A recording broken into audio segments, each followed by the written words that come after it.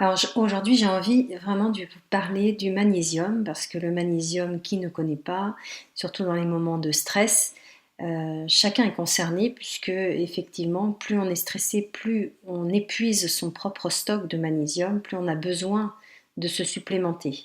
Alors évidemment, l'alimentation apporte une certaine dose de magnésium, encore faut-il l'assimiler, ça veut dire avoir des intestins suffisamment en état pour pouvoir assimiler ce nutriment.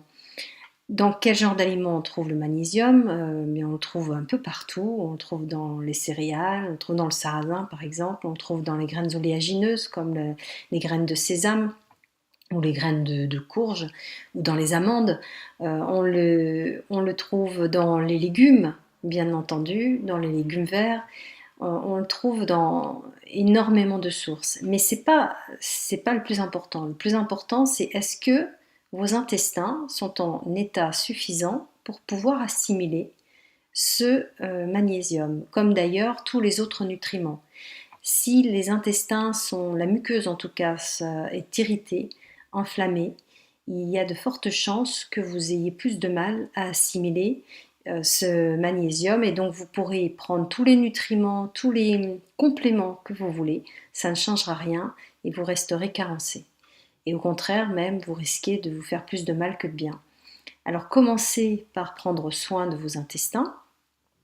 Ensuite, vous pouvez vous supplémenter. Alors, se supplémenter par quel genre de magnésium quand, par exemple, l'alimentation ne suffit pas? Eh bien, il faut savoir que ce qui est le plus important à regarder dans les compléments alimentaires, notamment en magnésium, c'est le sel de magnésium. Il faut savoir que ce n'est pas parce qu'un sel de magnésium est très riche en magnésium que vous allez assimiler tout ce magnésium. Je prends l'exemple des oxydes et des chlorures qui sont souvent mis en avant dans les principaux compléments alimentaires vendus dans les magasins, y compris d'ailleurs en magasin bio. Oui, certes, ils contiennent beaucoup de magnésium, mais peu d'entre eux, peu de ce magnésium est assimilable. Des études qui ont été faites, il est ressorti que le magnésium le plus assimilable, donc au final, même s'il y en a moins au départ, il y en a beaucoup plus à l'arrivée dans votre corps, eh bien c'était le sel qui s'appelle bisglycinate de magnésium.